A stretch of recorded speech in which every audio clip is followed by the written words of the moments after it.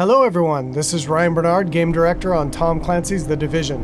And today we're very excited to give you this exclusive walkthrough where we're going to follow a team of 3 players as they move through the Dark Zone. So here we have our group of 3 agents, Ryan, Megan, and Bronson, and we're going to be following them as they enter this very dangerous area in search of some awesome loot.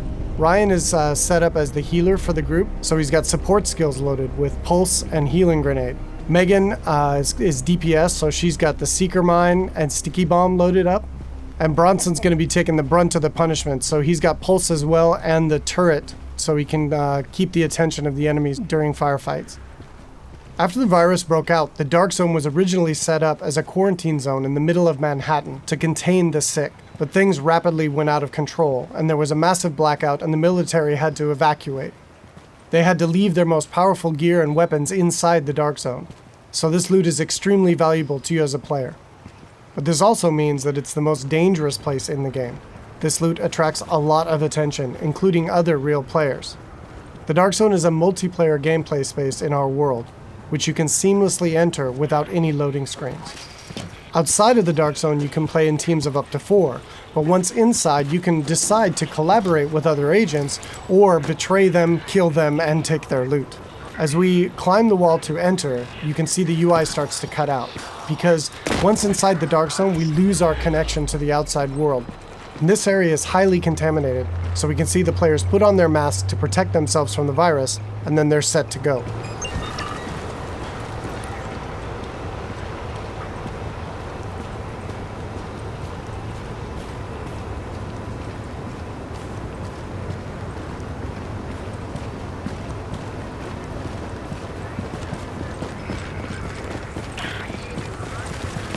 Okay, now we see our group is coming up on some enemies up ahead.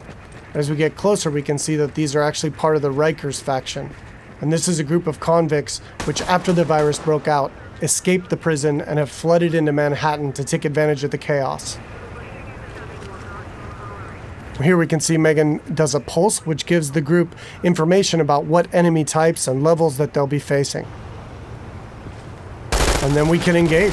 As you can see here, Bronson's going to go up right on top of him and take point, so he can take the attention of the enemies and draw aggro, and we can support him from behind with healing grenades, as you saw there, and covering fire.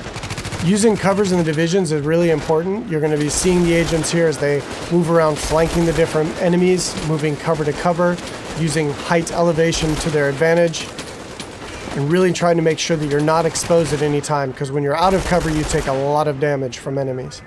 And it looks like we've only got a couple Rikers left here, and Bronson is really taking his role to heart and pushing right up into their face.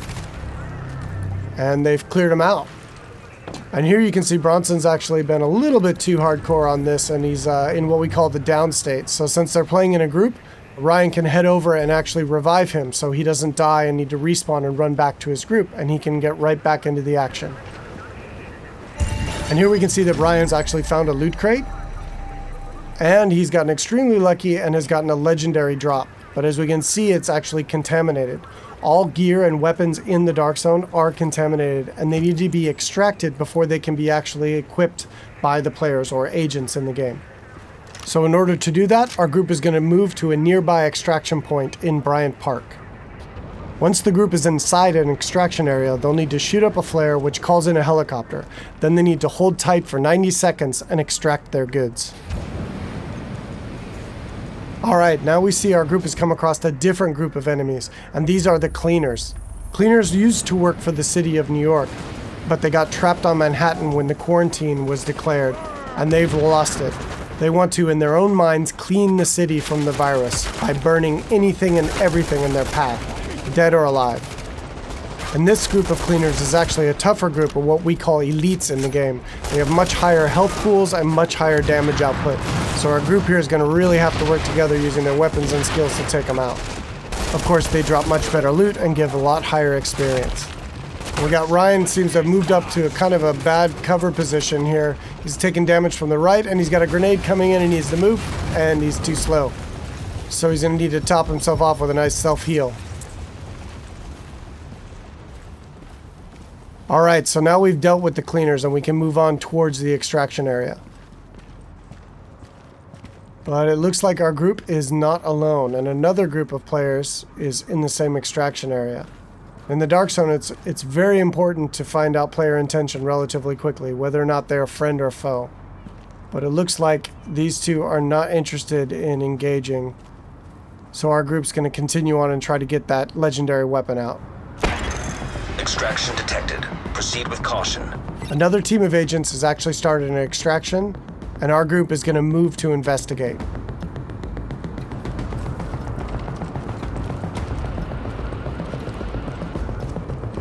And as they come around, we do indeed see that an extraction is taking place, and they got about a minute left on their timer before the helicopter shows up. We don't see the extracting team.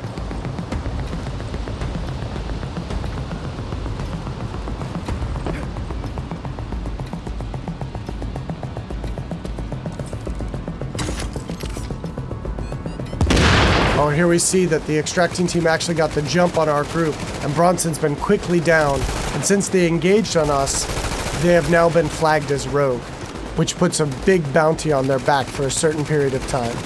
Luckily, Bronson was able to make it back to our group, and we were able to quickly revive him and get him back up into the fight. And now we've got some PvP chaos happening. And here we see Ryan throws out another healing grenade to heal up both of his teammates as they're flanking around to the left to try to get better position on these rogue agents. 15 seconds. Alright, we see Megan's going to throw out another pulse, which really gives us good positioning on their locations. And here we can see another downside to going rogue in the Dark Zone. They have attracted another group of players, which is helping us take down this rogue group. And there we go. And of course, when you die in the Dark Zone, you drop any contaminated gear that you're currently carrying. It looks like the two groups now can divvy up the goods that they got from this rogue group.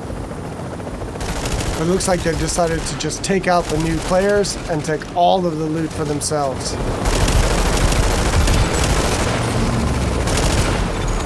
You're attacking friendly forces. Rogue protocol initiated.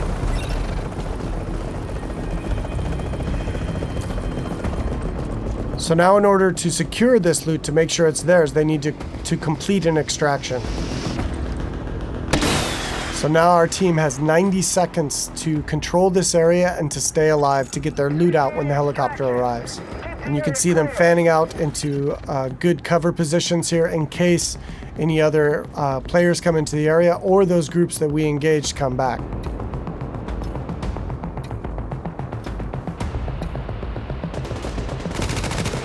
It looks like indeed they do. But now we're set up in really good positions here to be able to take them out.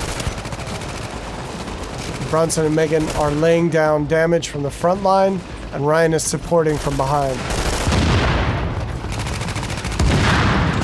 And again, it's really important in the game to make sure that you're always in cover whenever possible, and that you're not being flanked by any enemies. Here we see Ryan tossing a healing grenade as he runs past Bronson there. And they're going to focus on these two players here. 30 seconds to extraction. Straight in front of them. Now they got 30 seconds left to stay alive and control the area.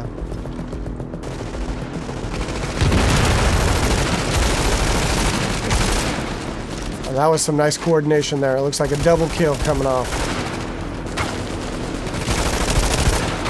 All right, and they dealt with the other group yet again, and now the helicopters arrived, so they were able to survive and be able to get their loot out, and will head back to their base of operations.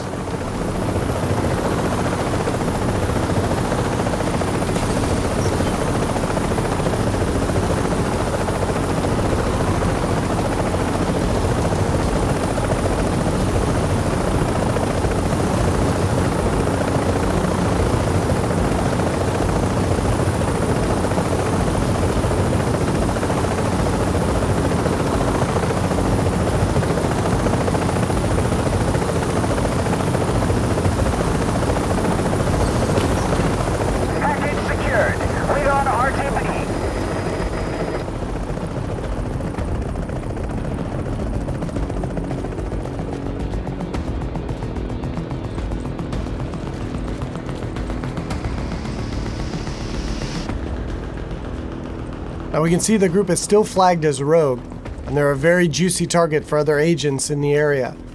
So they really should leave this area quickly and decide where to head out to next.